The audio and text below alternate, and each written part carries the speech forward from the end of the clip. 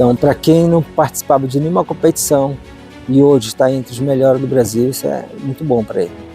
Sem dúvida, a Alessandro é uma das referências aqui no esporte paralímpico para nós, assim, para atleta. A vantagem do Alessandro é que ele se dedica, ele gosta do que faz. Então ele faz com prazer, então fica muito mais fácil. Bom, me chamo Alessandro Brito de Souza Figueiredo, tenho 36 anos, pratico o esporte paralímpico há 10 anos. Eu não nasci cego, eu sempre enxerguei como qualquer pessoa, tinha visão. Morei já no interior, no Arquipélago do Bali, que já foi ribeirinha, como fala. Vim para Macapá, acho morar uns 14, 15 anos, para a cidade mesmo. Morei sempre com meu pai, minha mãe, meu padrasto, meus irmãos. E aos 19 anos foi que eu fui para o interior, para o Arquipélago do Bali. Tomava muito banho de rio. Aí certo dia eu acordei com a vista embaçada. Aí foi quando aconteceu esse problema, que eu acordei já com a vista embaraçada, não sabia o que era. Para mim eu pensei que isso era algo normal, né? Não levei a sério, mas durante eu dormia à noite, doía muito a cabeça, doía muito o olho, dava aquelas agulhadas dentro do olho que não conseguia dormir à noite. Eu procurei a ajuda médica lá, eles passaram um colírio que eu tinha que pingar de 2 em 2 horas, mas a tendência foi piorando, não melhorava e as dores continuavam. Eu não dormia à noite de tanta dor, né?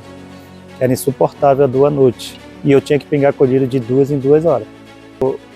Eu parece demorando mais para vir procurar ajuda médica, eu acho que agravou cada vez mais, porque foi o glaucoma, né? O glaucoma é pressão ocular. A única coisa que ele vai operar é para controlar a pressão, mas uma hora vai ter que perder, devagar vai perdendo. E Deus colocou uma bênção na minha vida, que foi uma senhora, a Célia, que me ajudou muito, uma mulher, que ela arcou com todos os custos médicos, né? Consulta, exame, tudo ela pagava para tentar me ajudar. Aí certo ia ter minha cirurgia. Eu fazia a cirurgia, a doutora Maria Tereza tinha conseguido, mas a gente não tinha condição de fazer particular.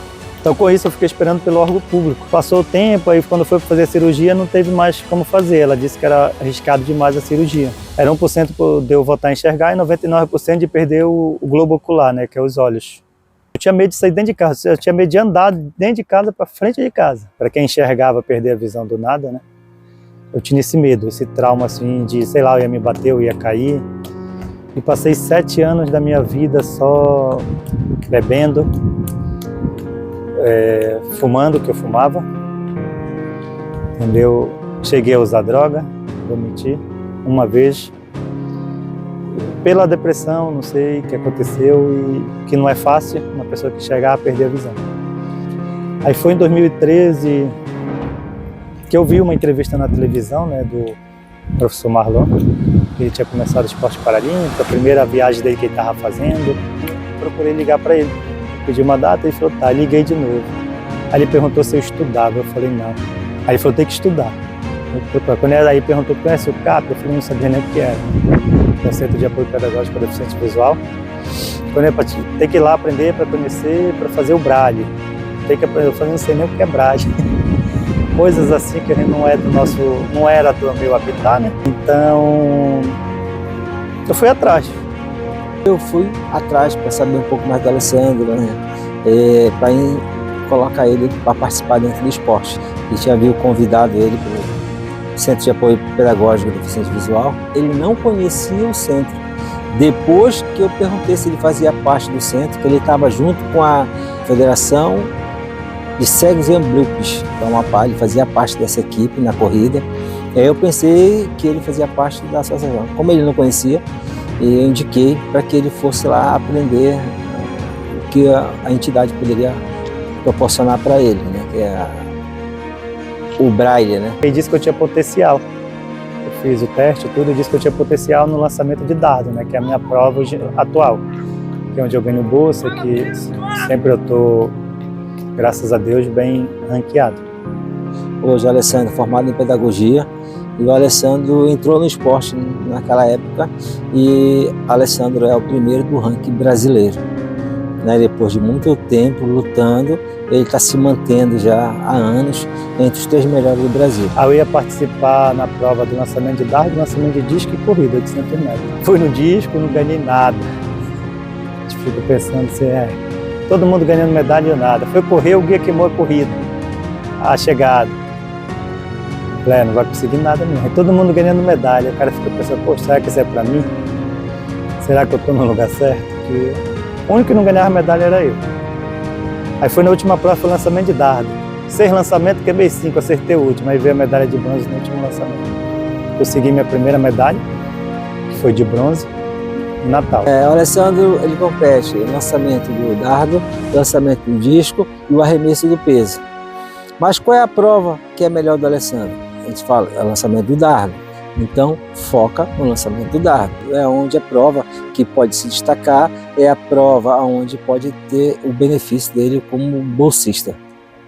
Pois é, nós temos diversas políticas públicas, né, inclusive promovidas pelo Comitê Paralímpico Brasileiro. Hoje você tem um programa dentro do comitê, inclusive, que incentiva os atletas paralímpicos a estudarem, né, a terem uma formação superior e perceberem que existe algo melhor além do esporte. Né? O esporte ele é de suma importância, está previsto na Constituição Federal, na Lei Brasileira da Inclusão, mas o atleta paralímpico, como qualquer outro atleta, não é? A carreira tem início, meio e fim, e tem esses programas, né? Inclusive o incentivo ao ensino, o incentivo também do governo, que o governo ele promove a Bolsa Atleta, tanto no âmbito estadual quanto no âmbito federal, né? Os centros paralímpicos são de suma importância. Voltei a estudar, viajei, competi essa primeira competição, ganhei uma medalha, foi o que eu ganhei. E continuei estudando e treinando. Mas ali, desde a primeira minha competição, eu coloquei na minha cabeça que eu tinha que melhorar. O esporte veio na minha vida para mim, servindo como uma terapia para mim, para minha mente, para minha memória, para mim estar ocupando a minha memória com alguma coisa, minha mente. Não só em casa pensando besteira. O papel dos advogados, que são especialistas em direitos humanos, direito constitucional, direito público, ele faz uma análise ampla do direito, né? Além da parte esportiva, da dignidade da pessoa humana, né? Porque o esporte, ele traz o quê? Ele traz dignidade, ele traz até mesmo a questão da terapia, muitas pessoas com deficiência, para sair ali da depressão, de um estado depressivo, muitas pessoas que adquiriram a deficiência no decorrer da vida, eles utilizam o esporte para fugir do isolamento, para fugir da discriminação, para fugir de todas as barreiras que nós enfrentamos na vida, né? E acaba sendo uma terapia, né? Você acaba interagindo com outros colegas também.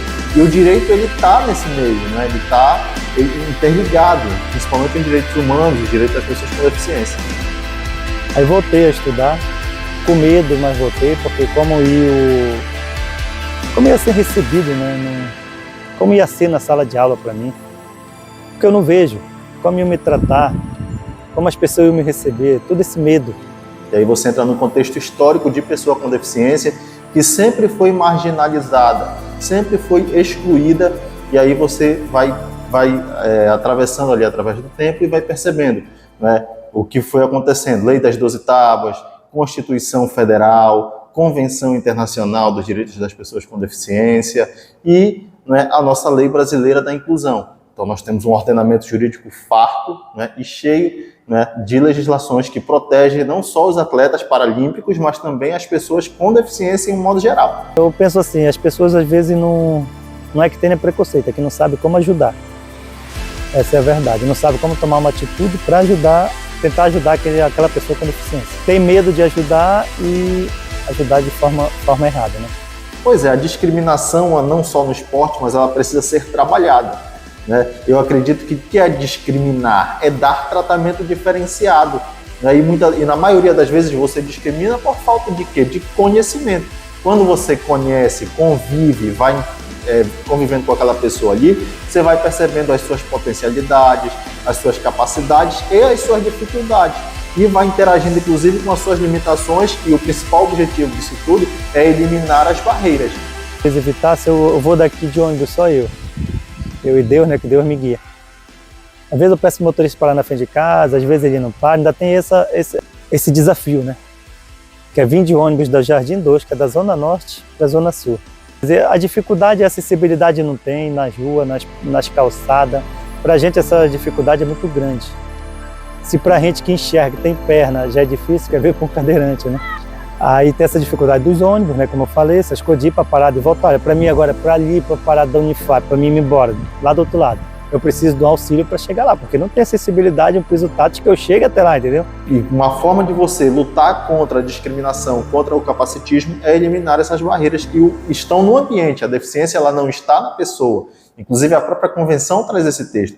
A deficiência ela está no ambiente. Quando você prepara o ambiente, você elimina as barreiras e deixa aquele espaço ali acessível não só para a pessoa com deficiência, mas para idosos, né, para crianças, para obesos, para grávidas, para quem tem mobilidade reduzida também.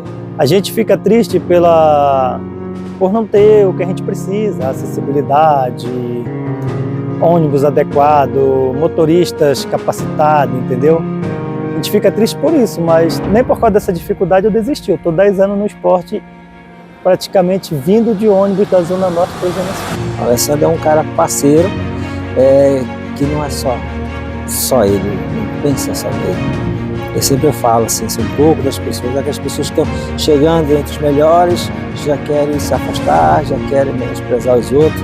E ao contrário, o Alessandro é um cara parceiro, é um cara que sempre, quando pode, ajuda nossos meninos, no deslocamento, dá orientação. A gente, quando a gente viaja, nem sempre a gente tem recurso financeiro. Às vezes a gente fica assim totalmente... É bom ficar no hotel, é bom ficar em qualquer lugar, e a gente come junto, a gente janta junto, faz coleta, vamos ficar uma pizza, o lanche, vamos dividir. Então, é um cara que eu tenho certeza, se eu disser, Alessandro, me ajuda e tal coisa, eu tenho certeza que ele nunca diz não.